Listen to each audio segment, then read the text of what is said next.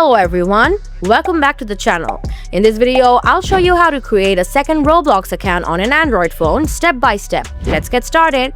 First, open the Roblox app on your Android device. If you're already logged into your first account, then you need to log out. So tap on the More option at the bottom right corner. Scroll down to the bottom and tap Logout. Confirm again by tapping Logout. Now you will see the Roblox welcome screen. Then tap on Create Account. Make sure this information is different from your first account. Now select your date of birth, enter a different username for the new account, then select your gender and tap Continue. Now create a strong password of at least 8 characters. After filling in all the information, you can add an email for extra privacy. Roblox may ask you to complete a verification to confirm you're not a robot. Simply follow the on-screen instructions. That's it. Your second Roblox account has been successfully created. You can now play games and customize this account separately.